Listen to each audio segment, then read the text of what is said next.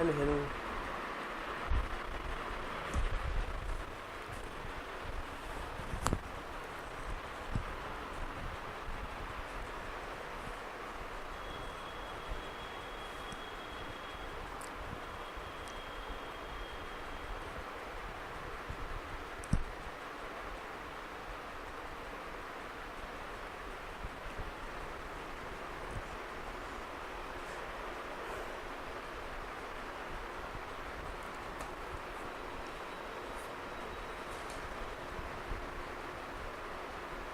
Okay, hello प्यारे विद्यार्थियों, नमस्कार, राधे राधे।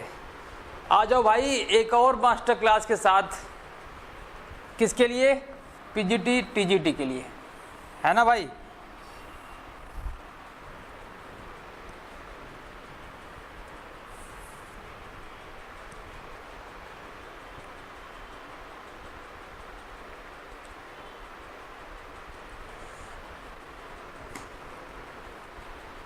ओके, ठीक है। हेलो प्यारे दोस्तों, नमस्कार, राधे राधे। आ जाओ मेरे भाइयों, एक और मास्टर क्लास व्यावसायिक संगठन का आज पार्ट नंबर 4 है भाई। किसके लिए? पहले ये जान लो, पीजीटी टीजीटी और कहाँ कहाँ के लिए? दिल्ली के लिए, यूपी के लिए, MRS, KVS, NBS, Rajasthan, Bihar, Haryana. मेरे भाई कहीं का भी अगर आप एग्ज़ाम दे रहे हैं पीजीटी का या टीजीटी का, कॉमर्स से अगर दे रहे हैं तो आप सही जगह पर आए हुए हैं। ये आपके लिए बहुत सूटेबल क्लास होने वाला है, जिसमें हम क्या देखेंगे? व्यावसायिक संगठन से संबंधित कुछ क्वेश्चन देखने वाले हैं जो आपके पेपर में बड़ा ही इम्पोर्टेंट रोल अदा करने वाले हैं। व्यावसायिक संगठन में बार बार बोलता हूँ भाई, व्यावसायिक संगठन एक ऐसा सब्जेक्ट है जो आपके पेपर में आप पास होंगे कि नहीं पास होंगे बड़ा इंपॉर्टेंट रोल अदा करता है। क्यों? क्योंकि यहाँ से क्वेश्चन भर भर के आते हैं, भर भर के क्वेश्चन आते हैं भाई। और इसका एक पार्ट और है प्रबंध के सिद्धांत, वहाँ से भी दोनों मिला के मैं बार बार बताता हूँ कि 15 से 20 क्वेश्चन निकल के आपके आते हैं। तो आप सही क्लास में हैं और सही जगह पर हैं, जिसमें हम व्यावसायिक संगठन का कुछ क्वेश्चन देखने वाले हैं। मास्टर क्लास का मतलब क्या है भाई? मास्टर क्लास का मतलब है क्वेश्चन तो होगा, लेकिन उस क्वेश्चन का पोस्टमार्टम होगा। उस टॉपिक से रिलेटेड जितने भी क्वेश्चन बनने वाले होंगे वो यहाँ पर उसका डिटेल बताया जाएगा और कंसेप्ट के साथ, ताकि आपको उसका थ्योरी दोबारा और कहीं खोजने की जरूरत ना। जैसे होता है ना कि हम लोग क्वेश्चन देखते हैं तो क्वेश्चन से रिलेटेड कुछ टॉपिक और हम ढूंढने का प्रयास करते हैं, तो आपको ढूंढने का कहीं जाने की जरूरत नहीं है। आपको इस क्लास के माध्यम से उससे संबंधित जितने भी टॉपिक बनते हैं एग्जाम में वो आपको हर क्लास में मिलेगा, मास्टर क्लास के जरिए। और अगर आपको कंसेप्ट का प्रॉब्लम है, कंसेप्ट नहीं मिल रहा है, कि अगर मान लिया जाए कि एक टॉपिक निकल के आ गया पार्टनरशिप का एक सवाल आ गया कि किसी भी साझेदारी फर्म में मिनिमम व्यक्तियों की संख्या कितनी होनी चाहिए? 2 होनी चाहिए। और इससे क्या क्या क्वेश्चन बन सकते हैं? तो आप कहीं और मत जाइए, इसी चैनल पर आपकी विद्या एजुकेशन हब पर भाई कॉन्सेप्ट का भी क्लास चल रहा है, तो वहाँ पर उसको ज़रूर देखें और अपने तैयारी को और मजबूत करें। ठीक है, चलिए शुरू करते हैं आज का पहला क्वेश्चन। भाई क्या कह रहा है पहला क्वेश्चन? देख लो पहला क्वेश्चन क्या कह रहा है। इत्मीनान से पढ़ो और एक बार अपना खुद सॉल्व करने का प्रयास करो, बाकी तो मैं बता ही दूंगा क्या होगा। ठीक है, एक बार मैं क्वेश्चन पढ़ देता हूं, इसके बाद आप आंसर करिए कमेंट बॉक्स में। जैसे जैसे क्वेश्चन पढ़िए, इसको पहले कमेंट बॉक्स में ABC क्वेश्चन को लिख के एक क्वेश्चन एक लिखो, आंसर ABC लिख के तुरंत उसको सेंड करो। इसके बाद आप इसका एक्सप्लेनेशन सुनो। ठीक है, क्या कह रहा है देखिएगा। एक सरकारी कंपनी की स्थापना होती है। सरकारी कंपनी की बात कर रहा भाई। आ जाओ पहले हम सरकारी कंपनी के बारे में जान लेते हैं क्या होता है। ठीक है, एक सरकारी कंपनी कह रहा है क्या होता है। सरकारी कंपनी, जिसे अंग्रेजी में क्या बोलते हैं? Government company. Government company. देखो मैं सबसे पहले सेक्शन शुरू करूंगा। सेक्शन कौन सा है मेरे भाई? 245। किसकी बात करता है? सरकारी कंपनी की बात करता है। मैं सेक्शन क्यों बता रहा हूं? क्योंकि पेपर में सेक्शन भी आता है भाई। सिंपल लगेगा कि सरकारी कंपनी किस सेक्शन से बिलोंग करती है, इसका एक्सप्लेनेशन कौन से सेक्शन में दिया गया है। तो मैं सबसे पहले क्या बताया? सेक्शन। एक क्वेश्चन हो गया। हाँ सर, दूसरा क्वेश्चन देखो क्या कह रहा है। सरकारी कंपनी का जो गठन होता है वो किसी भी एक्ट के तहत नहीं होता भाई, कि हाँ कि सरकारी कंपनी पर्टिकुलर इसी ऐसा होगा कि हाँ तभी सरकारी कंपनी नहीं। वो भी कंपनी एक्ट के 2013 या 1956 के तहत ही जब रजिस्टर्ड होगा, उससे कुछ कंडीशन होंगे, तब वो क्या कहलाएगा? सरकारी कंपनी कहलाएगा। इसका कोई स्पेशल कोई एक्ट नहीं बना है कि जब उस एक्ट के तहत उसका रजिस्ट्रेशन होगा तभी वो सरकारी कंपनी कहलाएगा, ऐसा कुछ नहीं है। कंपनी एक्ट 2013 या 1956 के तहत रजिस्टर्ड कंपनी कुछ कंडीशन को फॉलो कर लेती है तो उस कंडीशन में क्या बन जाती है? वो सरकारी कंपनी बन जाती है। देखो जैसे इसका रजिस्ट्रेशन जो होता है, पंजीकरण कहाँ होना चाहिए? इस टाइप की कंपनी का पंजीकरण कहाँ होना चाहिए? सिंपल सी बात है, कंपनी एक्ट के तहत होना चाहिए, कंपनी अधिनियम के तहत होना चाहिए। वो भी कौन सा? 2013 और 1956 जो खत्म हो गया है उसके तहत भी माना जाएगा। प्रेजेंट में क्या चल रहा है? 2013, और जो 1956 वाला खत्म हो गया है उसके तहत भी अगर पंजीकृत है तो उस क्राइटेरिया को पार करेगी तो सरकारी कंपनी कहलाएगी। कौन सा क्राइटेरिया? बार बार सर कह रहे हैं, बार बार मैं बता रहा हूँ भाई कि 51% से अधिक 51% या 51% से अधिक का अंश पूंजी यदि किसी कंपनी का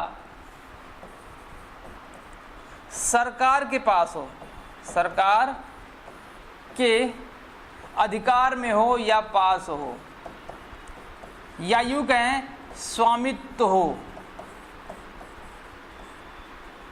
तो वह कंपनी क्या कहलाएगी? सरकारी कंपनी कहलाएगी। तो वह कंपनी सरकारी कंपनी कहलाएगी। बात समझ में आ गई ना? और देखो ये जो शब्द यूज हुआ है कि सरकार मेरे भाई वो 3 तरीके से डिसाइड कर सकता है, या तो वो राज्य सरकार होगा, या तो फिर वो सेंट्रल गवर्नमेंट होगी, या दोनों मिक्स होंगे, लेकिन वो 51% क्राइटेरिया क्रॉस करना चाहिए। चाहे अकेले कोई एक स्टेट के पास हो, या फिर किसी या हमारे सेंट्रल गवर्नमेंट के पास टोटल हो, या कुछ सेंट्रल गवर्नमेंट के पास हो, कुछ स्टेट गवर्नमेंट के पास हो। बात समझ? तो क्या कहलाएगा? वो सरकारी कंपनी कहलाएगा। बात समझ में आ गई ना? तो ये ध्यान रखना कि हाँ ऐसा लगे कि अरे सर यूपी का अगर गवर्नमेंट किसी के पास तो सरकारी कंपनी नहीं होगी मेरे भाई। यूपी का हो चाहे राजस्थान का कोई भी हो, अगर टोटल उसने भी ले रखा है 51% से अधिक, तब भी वो सरकारी कंपनी कहलाएगी। और एक बात सुनो, सरकारी कंपनी के यदि कोई सहायक कंपनी होंगे, उसके नीचे वाली कंपनी होंगी, तो वो भी क्या कहलाएगा? वो सहायक कंपनी भी क्या कहलाएगा? सरकारी कंपनी कहलाएगा। और उस सहायक कंपनी की भी कोई अगर सरकार सहायक कंपनी होगी तो वो भी सरकारी कंपनी कहलाएगी। जो ये लिंक नीचे तक जाएगा ना, वो सरकारी कंपनी बनती चली जाएगी। बात समझना? जैसे जो सूत्रधारी कंपनी है और जो सहायक कंपनी है, सूत्रधारी कंपनी जो होगी वही सहायक कंपनी भी वो उस नेचर की होगी। सरकारी कंपनी तो सरकारी, निजी कंपनी है तो निजी। क्लियर? आगे चलें। अब क्वेश्चन पे चले भाई। क्वेश्चन क्या कह रहा है? आ जाओ, देखो क्या कह रहा है। कंपनी की स्थापना कोई संसद में नहीं। यार संसद में कहाँ होगा भाई? संसद में नहीं है, तो इसका आंसर ये नहीं है। किसी राज्य के विशेष अधिनियम के तहत, मैंने बताया ना, कोई विशेष अधिनियम इसका नहीं पारित होता है कंपनी को सरकारी कंपनी बनाने के लिए। आ गया सी नंबर। कंपनी अधिनियम 1956 के तहत या न्यायालय के विशेष आदेश के, न्यायालय का कोई विशेष अधिकार नहीं होगा। 1956 वाला जो है वो 2013 भी हो सकता है, दोनों हो सकते हैं, ध्यान रखिएगा। 1956 और 2013। बात समझ में आ गई ना? आगे चले, आ जाओ। चलो अगला क्वेश्चन चलते हैं भाई। क्या कह रहे हैं एक बार क्वेश्चन पढ़िए, इसके बाद आगे चलते हैं। क्वेश्चन एक बार आप इत्मीनान से पढ़िए मेरे भाई। क्या कह रहे देखो, वह उपक्रम जिसका वित्त पोषण राजकोष से वार्षिक आवंटन द्वारा होता है और इसके आगम और व्यय अनुमानों की राष्ट्रीय बजट में प्रदर्शित किया जाता है। बात ये सुनिएगा, क्या कह रहा है, राष्ट्रीय बजट की बात कर रहा है भाई।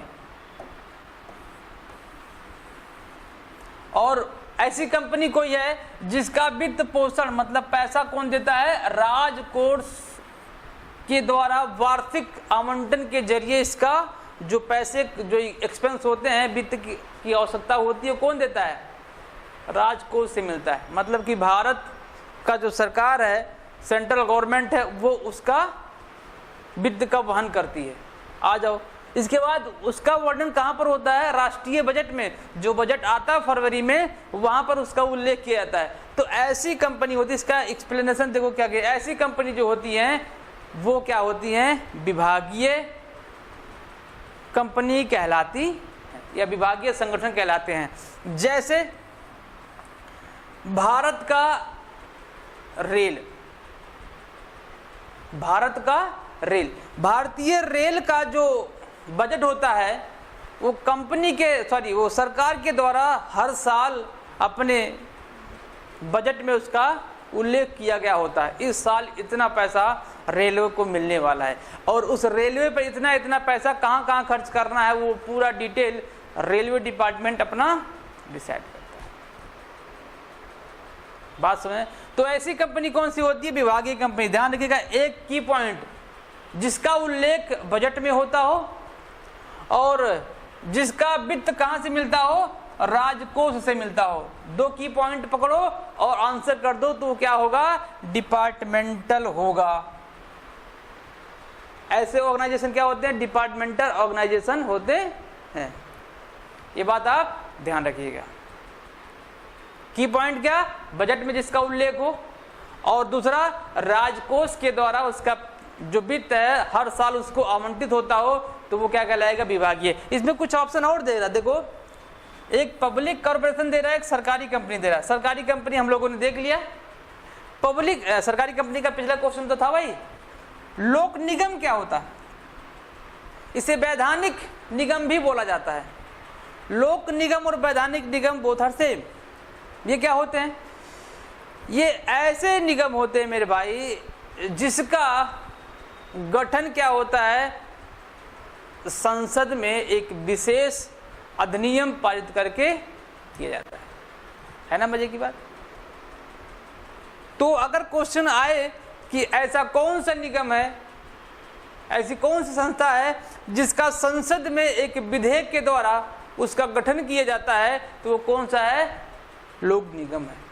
इसमें LIC आ जाएगा, RBI आ जाएगा, ONGC आ जाएंगे। ये सब क्या होते हैं, लोक निगम कहलाते हैं। क्लियर? तो सरकारी कंपनी हम लोगों ने देख लिया, लोक निगम देख लिया, और विभागीय मैंने बता ही दिया विभागीय क्या होता है। ठीक है, तो ये तीन थे आपके इंपॉर्टेंट जो मैंने समझा दिया। आंसर क्या हो जाएगा, सी वाला। नेक्स्ट क्वेश्चन देखो क्या कह रहा है, जब एक कंपनी के कम से कम 51%, आ जाओ मेरे भाई, 51% अंश सरकार के पास हो तो वो क्या कहलाता है, आप बताओ क्या कहलाता है। जुबान पे आपके यही आएगा कि भाई वो सरकारी कंपनी कहलाता है। कौन सी कंपनी कहलाएगा, सरकारी कंपनी कहलाएगा सर। क्यों, अभी मैंने बताया 51%, कम से कम 51%। यदि किसी भी कंपनी का जो अंश पूंजी है वो सरकार के पास है तो क्या कहलाएगा, वो सरकारी कंपनी कहलाएगा। सार्वजनिक कंपनी क्या होता है, सार्वजनिक कंपनी का उल्लेख सेक्शन 271 में किया गया है। लोग अभी हमने पीछे देखा, पीछे भी जस्ट हमने देखा कि ऐसी कंपनी जिसका गठन संसद में किया जाता है तो उसे लोक निगम बोला जाता है या पब्लिक कॉर्पोरेशन बोला जाता है। सार्वजनिक कंपनी ऐसी कंपनी है जिसका उल्लेख कंपनी एक्ट 2013 के तहत सेक्शन 271 में जिसका उल्लेख किया गया है, जिसके सदस्यों की संख्या कम से कम 7 और मैक्सिमम कुछ पता नहीं है। जितने शेयर होल्डर हो जाए होने दो, मैक्सिमम का कुछ पता नहीं होता है। क्लियर? और ऐसी कंपनी क्या होती हैं जो अपने अंशों को हस्तांतरित बड़ी आसानी से कर देती हैं, यहाँ पर कोई प्रतिबंध नहीं होता। मतलब क्या, मतलब ये कि जो अंशों का निर्गमन होता है वो यही कंपनी करती है, सार्वजनिक कंपनी ही क्या करती है, अंशों का निर्गमन करती है। निजी कंपनी को देगा क्या, निजी कंपनी अंशों का निर्गमन नहीं कर सकती है मेरे भाई। अगर कंपनी को पैसे की जरूरत होती है सार्वजनिक कंपनी को, तो वो जनता से अंशों के द्वारा या ऋण पत्रों के द्वारा पैसा इकट्ठा करती है। आगे चलें, आ जाओ भाई। आंसर क्या था, आंसर इसका सरकारी कंपनी। नेक्स्ट क्वेश्चन क्या कह रहा है, पढ़ो भाई, क्वेश्चन क्या कह रहा है।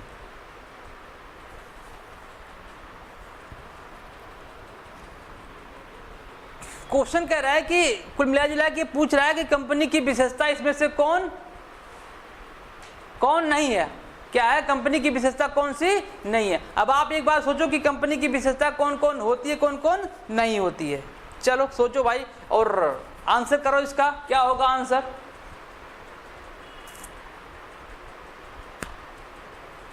उम्मीद है कि आप लोगों ने आंसर कर लिया होगा और आपका क्वेश्चन का आंसर देखो सही है कि नहीं, एक बार चेक करो।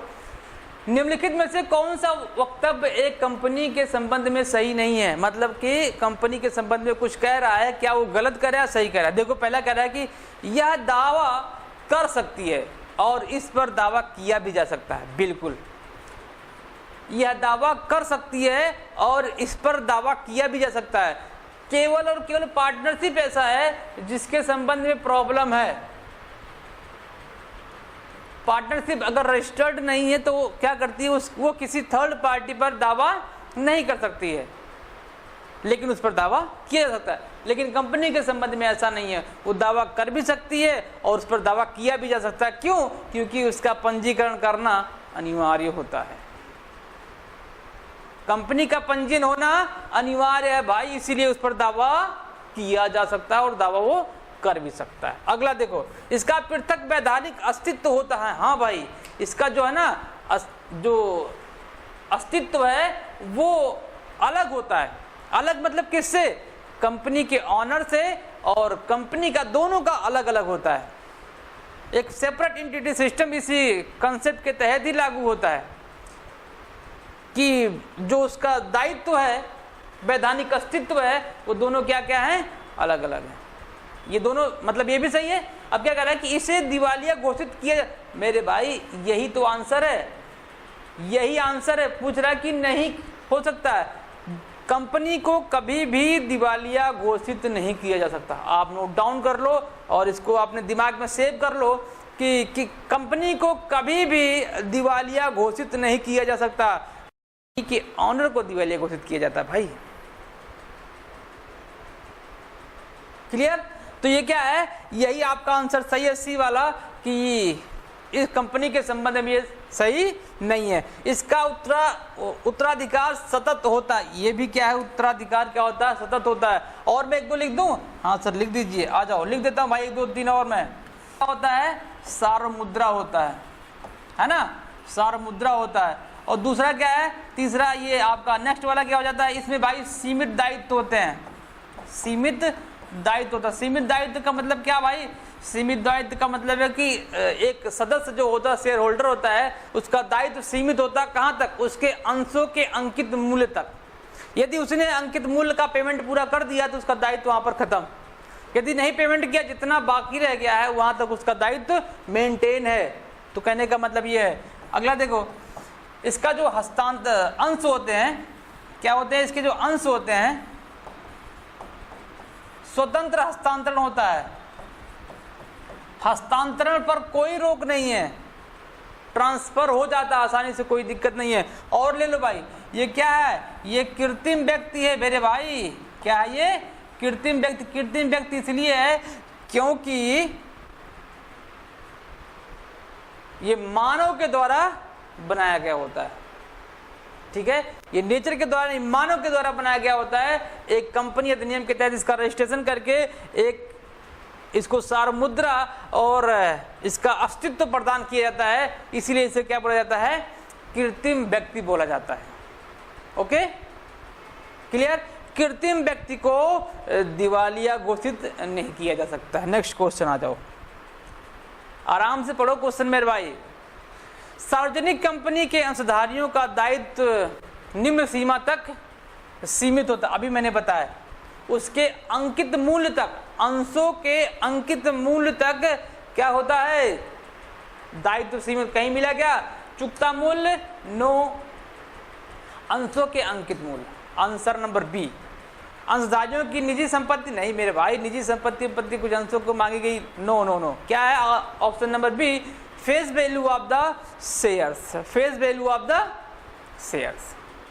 ठीक है, नेक्स्ट क्वेश्चन भाई देखो, चलो इसको करो सॉल्व भाई। नेक्स्ट क्वेश्चन क्या कह रहा है,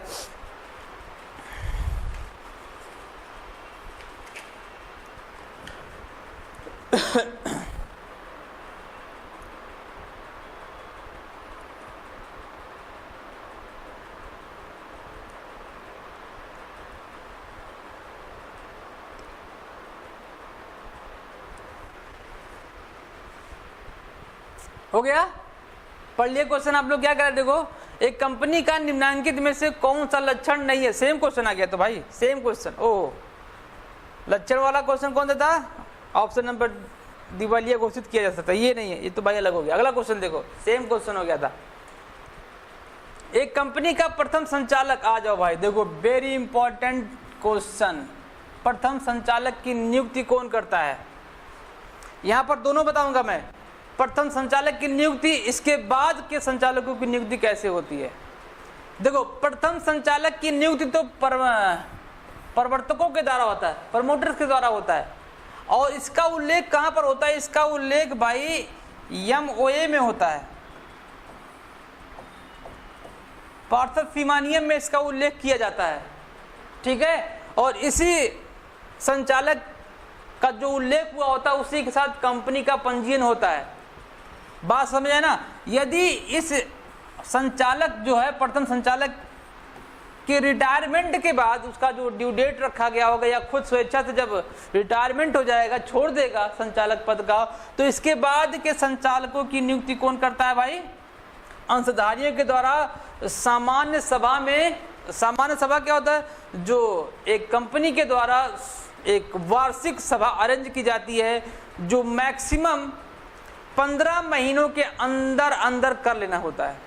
मतलब क्या होगा, इसकी मैक्सिमम ड्यू डेट क्या है, आप 15 महीने से ज़्यादा टाइम नहीं ले सकते। तो ये वार्षिक होता है, और अगर लेट हो रहा है तो 15 माह से ज़्यादा नहीं होना चाहिए। तो MOA में क्या होता है, संचालकों का उल्लेख होता है, वो भी कौन से? प्रथम। और प्रथम संचालकों की नियुक्ति कौन करता है? प्रवर्तक के द्वारा होता है। उसके बाद के संचालकों की नियुक्ति हर साल जो साधारण सभा होता है, उस सभा में उसका क्या होता है? नियुक्ति होती है। किसके द्वारा? अंशधारियों के द्वारा। है ना मजेदार? और इसका उल्लेख कहाँ मेरे भाई? ये प्रथम संचालक का उल्लेख कहाँ? ये देखो, प्रथम संचालक में बता देता हूँ। इसका उल्लेख है कंपनी एक्ट। कंपनी एक्ट कौन सा? प्रेजेंट में कौन चला? 2013। सेक्शन कौन सा भाई? 152। ये आप जरूर ध्यान रखिएगा। प्रथम संचालक का उल्लेख कहाँ होता है? Company act 2013 section 152। है ना भाई? मजेदार टॉपिक, मजा आ रहा है? आ जाओ अगला क्वेश्चन। अगर आपसे क्वेश्चन पूछ ले कि द्वितीय संचालक की नियुक्ति कहाँ होती है, तो क्या आंसर होगा? आंसर जरूर लिखिएगा कहां पर होता है। आ जाओ। एक सीमित दायित्व वाली कंपनी, सार्वजनिक कंपनी, क्या शब्द जुड़ा हुआ? सार्वजनिक कंपनी का सामान्य सभा के लिए कार्यवाहक संख्या, मतलब कोरम पूछ रहा है, कार्यवाहक संख्या कितने होनी चाहिए भाई? अगर से कुछ नहीं लिखा हुआ है तो 5 होना चाहिए। जो एक कोरम होता है किसके लिए? सभा के लिए, सार्वजनिक सभा के लिए। सामान्य सभा जो वार्षिक होता है, उस सभा में अगर सभा को कंटिन्यू करना है तो कम से कम इतने व्यक्ति, इतने मेंबर्स प्रेजेंट होने ही चाहिए। वो कोरम पूछ रहा है कि वो कोरम कितना होना चाहिए? मिनिमम 5 होना चाहिए। अगर कुछ नहीं लिखा है, कुछ नहीं लिखा का मतलब देखो, अगर कुछ नहीं कह रहा है तो यदि बिलो 1000 मेंबर की बात करें तो उसमें 5 सदस्य होंगे। ध्यान रखिएगा, कितने सदस्य? 5। अगर कहा जाए कि 1000 से 5000 मेंबर्स की बात करें तो वहां पर कितने सदस्य होने चाहिए भाई? होने चाहिए 15। कितने? 15। यदि ग्रेटर देन 5000 मतलब 5000 से अधिक यदि मेंबर हैं तो वहां पर कितना होना चाहिए भाई? 30 होना चाहिए। ये आप ध्यान रखिएगा। क्या करिएगा? ये आप ध्यान रखिएगा। कुछ नहीं लिखा है तो 5, कुछ नहीं लिखा है तो ऑप्शन नंबर 5। अगर से ये जोड़ दिया गया 1000 से ज्यादा है तो क्या हो जाएगा? 15 हो जाएगा। ये अगर ये बोल दे कि 5000 या 75000 70000 जितना भी है कह दिया जाए तो वहां पे क्या हो जाएगा? 30 है मेरे भाई, 80 नहीं है। कुछ लोग 80 कह रहे हैं भैया, 80 नहीं मेरे भाई, वो 30 है। ठीक है, तो आप इसको जरूर नोट डाउन करिएगा। आ जाओ आगे चलते हैं। कह रहा कि भारतीय रेलवे भाई मेरे अभी मैंने बताया था क्या ये विभागीय है। भारतीय रेलवे क्या होता है? विभागीय होता है। इसका जो वित्त आवंटित होता है कहां पर होता है? राष्ट्रीय बजट में इसका उल्लेख किया गया होता है। सरकारी कंपनी मैंने बता रखा। सूत्रधारी कंपनी, सूत्रधारी कंपनी क्या? सेक्शन 46, सेक्शन 46 ऐसी कंपनी होती है जिसके कोई सहायक कंपनी है, वही क्या होता है? सूत्रधारी कंपनी। सूत्रधारी कंपनी निजी भी हो सकती है और पब्लिक भी हो सकती है। तो सूत्रधारी कंपनी कोई ऐसी कंपनी नहीं है, वो निजी भी हो सकती है और क्या हो सकती है? वो पब्लिक भी हो सकती है। सूत्रधारी कंपनी कब कहलाती है? जब उसका कोई सहायक कंपनी होगा तो उस कंडीशन में क्या कहलाएगा? वो सूत्रधारी कंपनी कहलाएगा। बात समझ में आई? तो इसका आंसर क्या था? विभागीय उपक्रम। वैधानिक निगम मैंने बताया ऐसा निगम, इसको क्या बोलते हैं? निगम जो होता है वो संसद में एक विशेष विधेयक के द्वारा पारित करके इसको बनाया जाता है, जैसे RBI, LIC। तो ये क्या है? आपके वैधानिक नियम को लगे। सरकारी कंपनी कम से कम 51%। आ जाओ, दिल्ली नगर पालिका निगम क्या होता है? भाई आपको पता होना चाहिए, जो नगर पालिका निगम होता है वो चाहे दिल्ली का हो चाहे उत्तर प्रदेश का। उत्तर प्रदेश में देखो कितने भर भर के नगर पालिका है। हर एक शहर में, हर एक सिटी में जो है वो नगर पालिका बनाई। दिल्ली नगर पूछ रहा है, दिल्ली स्पेशल कर दिया तो ऐसा कुछ नहीं घबराने की जरूरत नहीं है, वो स्थानीय सत्ता ही होता है। स्थानीय सत्ता का काम क्या होता है कि ये वहाँ के निवासियों से वहाँ पर बिजली बिल का, बिजली टैक्स वसूल करके और पानी का टैक्स वसूल करके, भवन का टैक्स वसूल करके अपने पास इकट्ठा करती हैं और उसी पैसे से क्या करती हैं? उस नगर पालिका को जोन का डेवलपमेंट करती हैं। बात अलग है कि पैसा आता है, डेवलपमेंट में पैसा लगता नहीं। वो सबको पता है भाई, बताने की जरूरत नहीं है कि कितना टैक्स हमसे निगम वसूल करती है और उसका कुछ परसेंट ही हमारे उस एरिया के ऊपर स्पेंड किया जाता है, बाकी कहाँ जाता है? अपने पॉकेट में जाता है। ये कहने की बात नहीं, बाकी सब जान रहे हैं क्या होता है। ठीक है, तो इसका क्या है? स्थानीय सत्ता है। कोई भी यहाँ पर अगर यूपी ही जोड़ दिया जाए तब भी आंसर क्या होगा? स्थानीय सत्ता ही होगा। भवन कर, पानी कर और बिजली कर, ये तीनों चारों कर वसूल करके काम करती है कौन? नगर पालिका निगम। उम्मीद है कि समझ में आया होगा। अगला क्वेश्चन देखो। वह कथन कि स्वयं की सहायता और प्रत्येक सबके लिए, भाई सहकारी समितियां कई बार मैं बता चुका हूं, ऐसा जो समूह बना है जो सबके लिए काम करता हो और मिलजुल कर काम करता हो। ठीक है, तो उसका कौन सी समिति है? वो सहकारी उपक्रम है, कोऑपरेटिव। भाई संयुक्त हिंदू परिवार नहीं मेरे भाई, संयुक्त हिंदू परिवार नहीं होता है। साझेदारी फर्म, भाई इसका उद्देश्य केवल लाभ कमाना होता है, सबके लिए थोड़ी ना होता है। और ये संयुक्त कंपनी, अभी आप लोगों ने इसका पूरा का पूरा स्ट्रक्चर देख रखा है। तो क्या बचा? सहकारी उपक्रम। सहकारी उपक्रम क्या होता है कि इसमें सहयोग की भावना के साथ काम किया जाता है, एक सबके लिए, सब एक के लिए। बात समझ आई? और यहाँ पर अगर पूछा जाए सहकारी समितियों का गठन, कम से कम 10 व्यक्तियों का जब सदस्य बनेगा, समूह बनेगा, तभी इसका रजिस्ट्रेशन हो सकता है, अदरवाइज नहीं हो सकता है। आ जाओ आगे चलो। वह व्यापार जहाँ केवल पुरुष सदस्य ही साझेदार हो सकते हैं, तो वो क्या है? हिंदू परिवार है, संयुक्त हिंदू परिवार है, जिसमें केवल पुरुष को ही सदस्य बनाया जाता है, वहाँ पर फीमेल को नहीं बनाया जाता है। बात समझ में आ गई? आगे चलो। अगला क्वेश्चन, समाशोधन एजेंट की नियुक्ति किसके द्वारा किया जाता? आ जाओ, बड़ा प्यारा क्वेश्चन आ गया भाई। अब जो 4-5 क्वेश्चन होने वाले हैं बड़े ही प्यारे क्वेश्चन होते हैं भाई, वो बड़े ही प्यारे क्वेश्चन हैं जो आपके एग्जाम के पॉइंट ऑफ व्यू से बड़ा ही इंपॉर्टेंट क्वेश्चन है। ठीक है, कह रहा है कि समाशोधन एजेंट, ये समाशोधन एजेंट होता क्या पहले देख लो। समाशोधन एजेंट भाई ये आयातक के दौरान नियुक्त किया जाता है। क्यों नियुक्त किया जाता है भाई? कभी कभी ऐसा होता है, कभी कभी नहीं, मोर देन केसेस में ऐसा होता है कि जो आयातक होता है वो इतना उसके पास टाइम नहीं होता है कि जो माल विदेश से एक शिप के द्वारा किसी बंदरगाह पर आ रहा है जाके खुद रिसीव कर ले। ऐसा क्या है, कोई बड़ा बिजनेसमैन है वो खुद रिसीव करने जाएगा?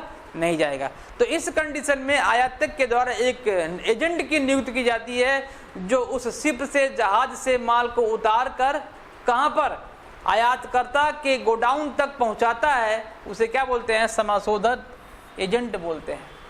इसकी नियुक्ति कौन करता है? इसकी नियुक्ति करता है मेरे भाई आयातक। तो ऑप्शन में क्या है? आयातकर्ता इसकी नियुक्ति करता है। यहाँ पर जहाजी कंपनी द्वारा इसकी नियुक्ति नहीं की जाती है, सीमा शुल्क अधिकारी नहीं मेरे भाई, कौन? आयातकर्ता द्वारा उसकी नियुक्ति की जाती है। अब यहाँ पर एक दो को देखो, यहाँ पर एक दो टॉपिक से क्वेश्चन और बन सकता है जो मैंने पहले से लिख रखा आपके लिए। क्या है? जो निर्यातक होता है वो किसकी किसकी नियुक्ति करता है ये देख लो, और जो आयातक होता है वो किसकी किसकी नियुक्ति करता है। 3 लोगों की नियुक्ति ये लोग करते हैं। जो उत्पादक होता है मतलब निर्यात करता होता है वो निर्यात एजेंट की नियुक्ति करता है और माल लादने वाले एजेंट की नियुक्ति करता है। दूसरा कह रहा है कि वो जहाजी कंपनी की भी नियुक्ति कौन करता है? निर्यातक करता है। तो जहाजी कंपनी की नियुक्ति निर्यातक के द्वारा, माल लादने वाले एजेंट की नियुक्ति निर्यातक के द्वारा, निर्यात एजेंट की नियुक्ति निर्यातक के द्वारा किया जाता है। दूसरे में देख लो, समाशोधन एजेंट की नियुक्ति कौन करता है? आयातक के द्वारा। आयात एजेंट की नियुक्ति कौन करता है? आयातक के द्वारा। और थोक व्यापारी की नियुक्ति कौन करता है? ये भी आयातक के द्वारा ही नियुक्त किया जाता है। क्लियर? चलो इसको नोट डाउन कर लो भाई, फटाफट करो।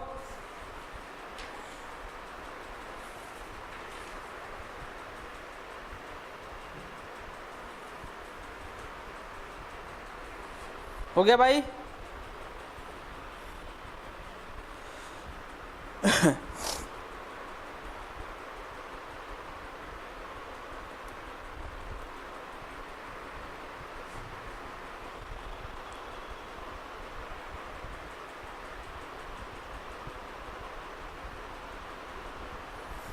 ठीक है, आगे चलें? आ जाओ भाई, आगे चलते हैं।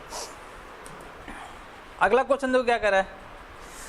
जब कस्टम ड्यूटी माल के भार के अनुसार आरोपित होती है तो वह क्या कहलाती है? एक बात सुन लो मेरे भाई, इसके बाद मैं क्वेश्चन को बताता हूं आपको।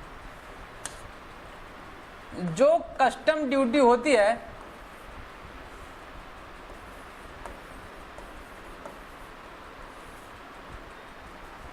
वो 2 प्रकार से लगाई जाती है, एक भार के अनुसार, एक मूल्य के अनुसार। किसके अनुसार? मतलब भार मतलब वेट के अनुसार, जो उसका वेट होगा उसके अनुसार, और एक प्राइस के अनुसार।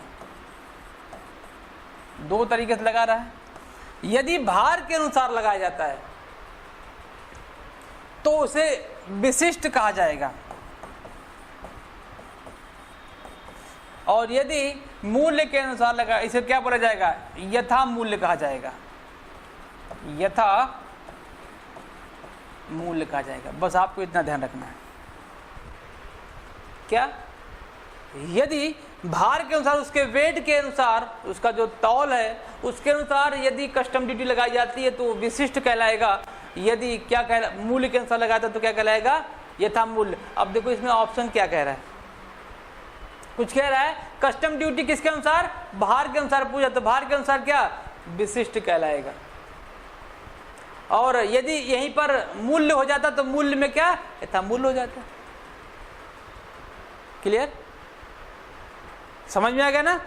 भार के अनुसार विशिष्ट और यथा मूल्य के अनुसार, सॉरी मूल्य के अनुसार यथा मूल्य। बताने की जरूरत नहीं है, ये देखो लिखा हुआ, लिख लो इसको फटाफट, लिखो भाई। आगे चलें? चलो भाई आगे चलते हैं।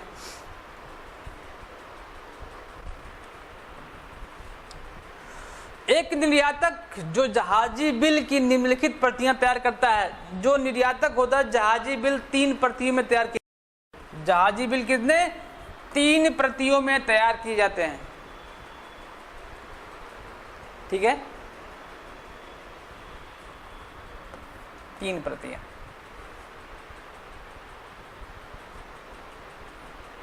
एक कहां रहेगा, खुद के पास रहेगा, एक जहाजी वाले के पास रहेगा, एक आयातक को बेच दिया जाएगा। तो 3 प्रतियां तैयार होती हैं, वो तीनों। चलो आगे चलते हैं मेरे भाई, क्या है ये नेक्स्ट क्वेश्चन, 16 क्वेश्चन का है, जहाज पर लादी गई वस्तुओं की विस्तृत जानकारी।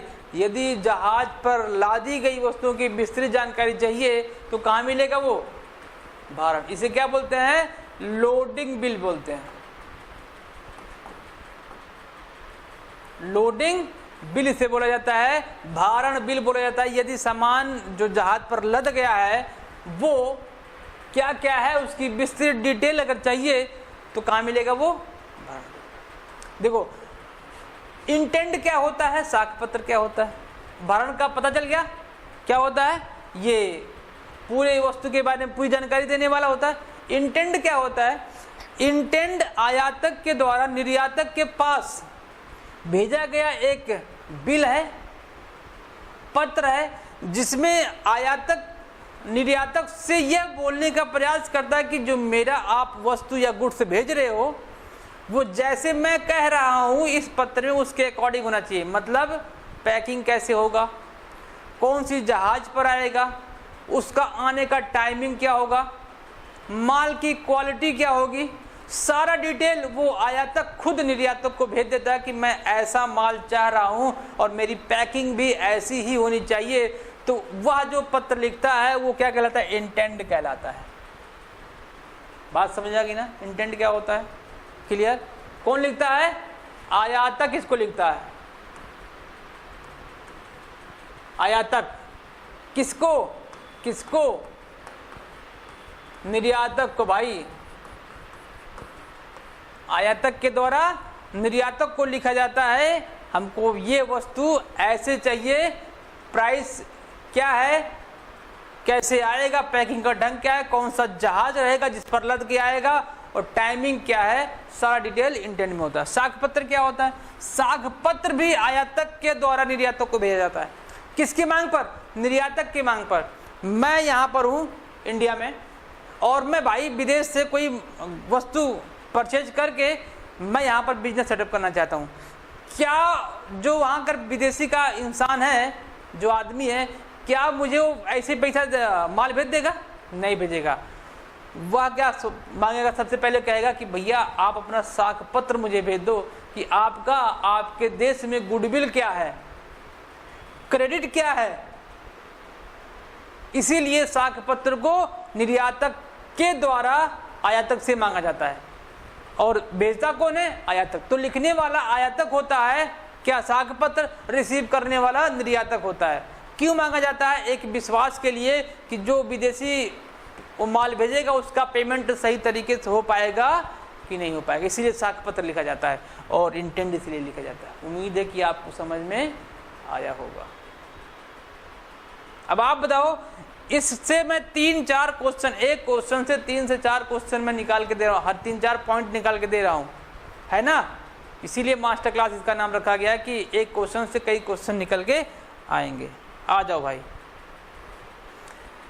अंतर्राष्ट्रीय व्यापार में उस नीति को क्या कहते हैं जिसके अंतर्गत हम उस राष्ट्र से आयात करते हैं जो बदले में हमसे आयात करता है। ये लो भाई, टिट फॉर टैट।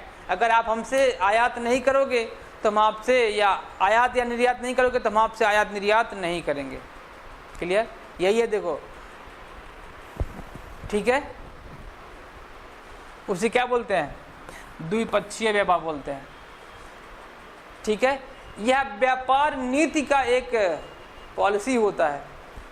इससे क्या होता है, इसका फायदा देखो, इसका फायदा ये होगा कि पेमेंट में जो प्रॉब्लम आती है, किसका, डॉलर का, वो प्रॉब्लम सॉल्व हो जाएगी। यहां पर इस विदेशी नीति में डील हो जाएगा एक देश के द्वारा दूसरे देश से कि मेरे भाई आप मेरा पैसा एक्सेप्ट करो, मैं आपका पैसा एक्सेप्ट करता हूं। जो रुपया आपका चलता है, जहां पर आपका वो आप मुझे दे दो, मैं एक्सेप्ट कर लेता हूँ, आप मेरा एक्सेप्ट कर लीजिए। तो यहाँ पर सबसे बड़ी प्रॉब्लम यहाँ पे ये सॉल्व होगा कि पेमेंट का जो प्रॉब्लम वो सॉल्व हो जाएगा। क्लियर? तो ये ऐसा है कि अगर आप हमसे आयात नहीं करोगे तो हम आपसे भी नहीं करेंगे। ठीक है, आओ आगे चलते हैं। नेक्स्ट क्वेश्चन क्या कह रहा है, जब कस्टम ड्यूटी माल के मूल्य के हिसाब, देखो ये आ गया मूल्य के हिसाब से, माल के मूल्य के, भाई माल के मूल्य के साथ बताया ना मैंने, ये था मूल्य। एड वोलेरम ड्यूटी से बोला जाता है किसको, जब मूल्य के हिसाब से, यदि भार के हिसाब से होगा तो क्या कहलाएगा, वो विशिष्ट कहलाएगा। ये क्या है, भार के हिसाब से विशिष्ट कहलाएगा।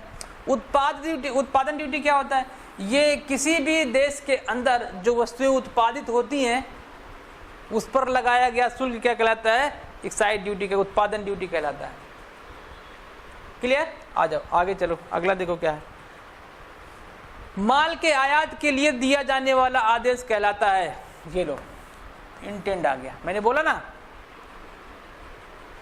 क्या आ गया, इंटेंड आ गया। इंटेंड क्या होता है, इंटेंड यही होता है भाई कि आयातक के द्वारा जो स्टार्ट, यहीं से शुरू होता है, जो ट्रेडिंग शुरू होता है आयात निर्यात का, वो इसी से शुरू होता है, स्टार्टिंग इसी से होता है। कहां से, इंटेंड से ही। तो आयात के लिए दिया जाने वाला आदेश इंटेंड है, ना कि मेरे भाई आदेश। आप तुरंत लगाते जाओगे कि आदेश, आयात, आदेश से ही क्या होगा, आयात शुरू होगा, नहीं, इंटेंड से शुरू होता है। और मैंने इंटेंड बताया क्या होता है अभी आपको। लदान पत्र क्या होता है, bill of lading. Bill of lading वह पत्र होता है यदि यह पत्र आयातक के पास नहीं है तो वो शिप से माल को क्लियर नहीं करा पाएगा, मतलब वहां से लेके नहीं जा पाएगा। तो यह पत्र वही काम आता है कि आपके पास लदान पत्र है कि नहीं है। लदान पत्र से क्या होता है, केवल एक काम है, इसके द्वारा माल को छुड़वाया जाता है, आयातक इसके द्वारा माल को वहां से शिप से निकलवाता है। आ जाओ, साख पत्र मैंने बताया, आयातक के द्वारा निर्यातक को भेजा जाता है साख पत्र। लास्ट क्वेश्चन है भाई कि जहाजी आज्ञा पत्र निर्गमित किया जाता है किसके द्वारा, सीमा शुल्क के द्वारा, भारतीय कंपनी नहीं। भाई साफ साफ लिखा है, अगर जहाजी आज्ञा पत्र लिखा तो जहाजी कंपनी ही इसको जारी करेगी।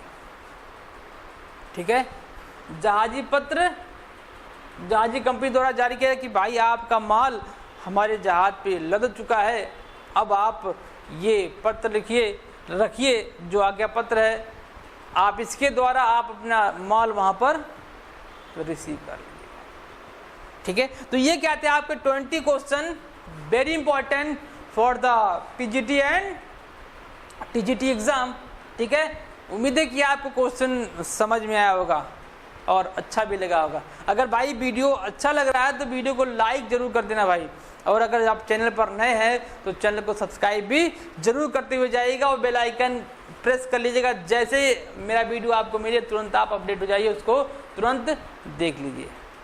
और टाइमिंग भाई बहुत कम बचा हुआ, मैंने बताया ना 80 दिन लगभग बचे हुए हैं। ये मान चलो कि 80 दिन में आपका एक हफ्ता ऐसे चला जाएगा जिसमें आप पढ़ नहीं पाते हैं। 80 दिन में 70 दिन में एक हफ्ता निकलेगा ही निकलेगा, तो कुल मिला जुला के आप मान के चलो कि आपके पास 70 दिन बचे हुए हैं यूपी पीजीटी एग्जाम के लिए। यूपी पीजीटी का जो एग्जाम है, टीजीटी का एग्जाम है, वो अनाउंस हो गया है और उसी डेट पर होगा। आयोग ने ये आश्वासन दे रखा है और उम्मीद है कि अब की बार वो पेपर करवा भी लेगा। ठीक है, तो आप लगे रहिए और वीडियो को भाई देखते रहिए, और जो ना समझ में आए आप उसको कमेंट बॉक्स में जरूर पूछिएगा। ठीक है, मिलते हैं आपसे अगले मास्टर क्लास में, तब तक के लिए पढ़ते रहिएगा। Bye bye, take care.